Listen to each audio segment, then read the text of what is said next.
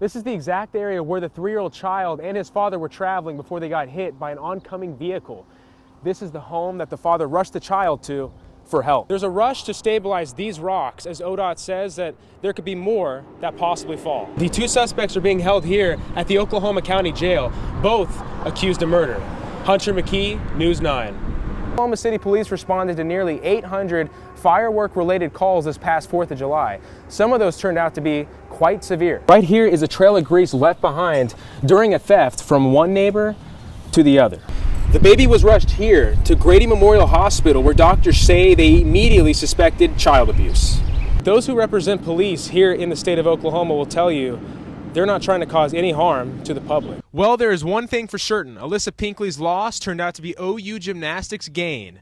Reporting from the Sam Bierson Center, Hunter McKee, Sooner Sports Pad. They're uncertain as to how many fans will be excited for this weekend's game. Good weather is expected, though, and these Sooners and Cowboys will fight hard to beat their rivals. Hunter McKee, OU Nightly. 4 of the 9 Coupe beers in my hands right here. The one in the very front, the Native Amber, one of their most popular ones. But the 3 behind it are brand new. The Coupe just made, only 6 weeks old. Joe Castiglione explains that every student athlete wants to win, but in order to win, you must not forget the hard work that goes in by practicing winning. Hunter McKee, OU Nightly. Nearly a dozen rock slides like this one Thursday morning still have parts of I-35 shut down, an unusual sight for the normally busy interstate. It was pretty bad, rocks all over the road, big boulders. Surprisingly, the only damage was to 2 semi-trucks. A couple of vehicles that struck debris, causing flat tires. These rocks fell from the Arbuckle Mountains onto the interstate, disrupting oncoming traffic. OHP first received the news around 4:30 a.m. on Thursday morning as they tried to direct traffic best they could. After nearly 2 days, the Oklahoma Department of Transportation was finally able to find a solution to the problem. We just had that open to traffic, 1 lane in each direction on the southbound side, Sunday early morning. It's not a problem the department is used to dealing with. This is fairly new to us, rock slides, and we want to be very careful and we want to be conservative about the decisions we make. There's a rush to stabilize these rocks, as ODOT says that there could be more that possibly fall. We are fairly certain that it'll be over the $750,000. Some of the nearby businesses are actually taking advantage of the highway being shut down. Oh yeah, I think they stop here to get gas and drinks so they can divert this way down 77. ODOT says they are still working to assess the area in order to determine the exact cost and time on when this problem will be fixed. Reporting from Murray County, Hunter McKee, News 9. Growing up in a small town in Iowa, all Alyssa Pinkley knew was gymnastics. She worked hard as a child and in high school to become one of the best gymnasts in her area.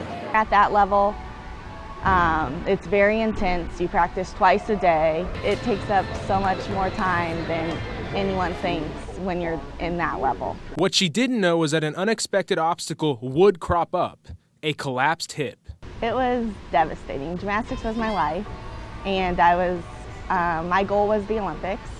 And with getting to the level elite, I thought I was almost there. And when my hip started hurting, I've never had injuries up till then, and I really didn't know how to take it. It took up for those 6 years of surgeries to finally realize I couldn't do gymnastics anymore. Not doing gymnastics and hearing that from the doctor was probably the worst news of my life. Alyssa would have to turn to something other than competing in order to stay active in the sport she loved. They offered me at my club to coach, and I said I kept letting it down because I just couldn't be in the gym without doing gymnastics. And finally, one day, I started coaching. It's not the same as doing it, but I still tell myself that every day here. But being with a great team and great coaches, and being around the atmosphere, traveling with the team, it just puts in a different perspective of gymnastics for me. Asked me, come visit out here, see if you like it, and I loved it here.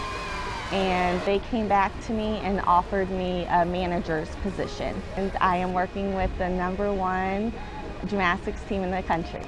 For right now, it's a great opportunity. What pushes Alyssa is the joy she still finds from being at competitions with her teammates. What's exciting about being on the floor is once the girls finished their routine, and all the excitement in the gym is just cheering that one girl on, or the whole team. It's just very exciting, and kind of hard to explain what it is. I mean, as not doing gymnastics, but as being down on the floor, it's just fun being on the floor too. There have been several inspirational people in her life since her injuries forced her to make a career change, especially her family. There was times I wanted to give up. There was one point I was like, I can't do this anymore. My parents have been, you know, one of the main.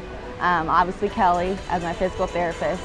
I mean, I couldn't have asked for a better physical therapist. I wouldn't be walking and doing the things I am today without the PT I got. So many people that have helped me through this route and get me to where I am today. Alyssa didn't have a clear plan with what would happen after her surgeries. It just happened. I never thought I'd be in Oklahoma. Everything happens for a reason, so where I am today is crazy, but obviously it's led up to why I'm here. Well, there is one thing for certain. Alyssa Pinkley's loss turned out to be OU Gymnastics' gain. Reporting from the Sam Bierson Center, Hunter McKee, Sooner Sports Pad. News today coming out of OKC as the Thunder part ways with head coach Scott Brooks. Brooks' overall record with the Thunder was 338 wins and 207 losses in 7 seasons. Some can't believe it's come down to this point, but the Thunder have to win tonight or no playoffs for them. No postseason play would be a first since their first season in OKC back during the 2008 through 09 season. Children's author is releasing another book. Plus, Hunter McKee is here with a look ahead to sports. Hunter? Thanks, guys. The OU men's tennis team had a big week on top, and so did men's basketball, beating up on the Horns last night. We've got the recap of the game. Sports is straight ahead. We pick it up with the game tied at 64 with a minute and a half left. Jordan Woodard drives to the hole to put the Sooners up by 2. Then Woodard is driving, gets trapped, but finds Ryan Spangler for an easy layup. It's insane. Steph Curry, after Golden State's practice yesterday, went out to practice his three-point shot. It looks like he didn't really need to practice much, though. Curry drained 77 straight threes, and not only that, but ended up making 94 out of 100 shots. Just insane. I mean, 77 straight threes. I mean, I can't even make 5 straight free throws. Say the one time that I've scored a three-point shot when I played basketball in middle school, it was my very, very last game, and I only ever scored one. Select members of the OU track team are heading to Philadelphia for the prestigious Penn Relays.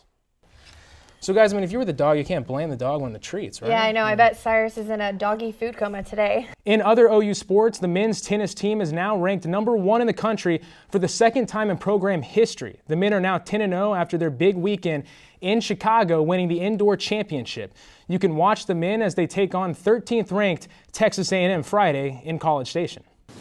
On Tuesday night, the number 23 ranked OU baseball team came up just short, falling to the number 16 ranked Dallas Baptist Patriots. The Sooners jumped out to a 2-0 lead, but were unable to hold it. OU trailed 7-2 entering the 9th and scored 3 times in the final frame, but it wasn't enough.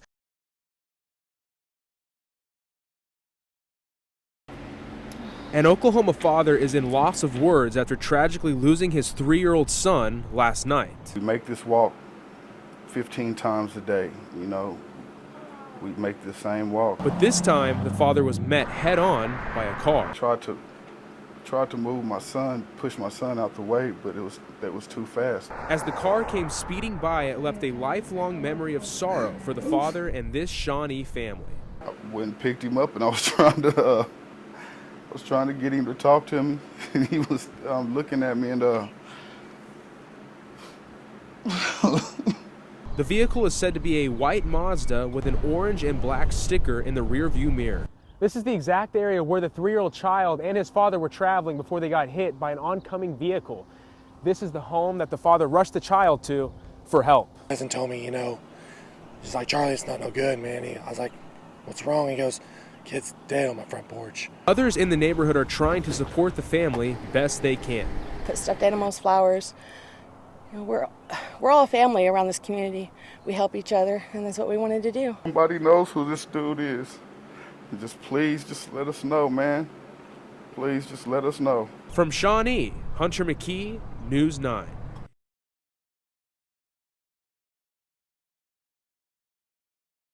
The 4th's fireworks celebration can turn dangerous. This year, just in a matter of 1 hour, we had 4 injuries. The year before, they didn't respond to any. People often forget how hot fireworks can get. Sparklers can get up to over 1,000 degrees. Some of the really long ones that burn for a while and then they seem to be done, but that's just because they haven't started on their second round. Oklahoma City police responded to nearly 800 firework-related calls this past 4th of July. Some of those turned out to be quite severe. We had one that was a pretty good burn to the face and one that was a lower extremity injury that was probably our most critical case of the evening. But for the Oklahoma City Fire Department, it was a different story. It was a rather slow day compared to the past 4th of July. I think the recent rains that we've had and the fact that everything has been so green, I think that really helped us a lot this year. Chief Fulkerson says the best way to stay safe on the 4th is to leave the fireworks to the professionals. So they put on a fantastic show, and that way you do not get hurt and you still get to enjoy your fireworks. It's possible that because of the time of day that these incidents could have been alcohol related. From Oklahoma City, Hunter McKee, News 9.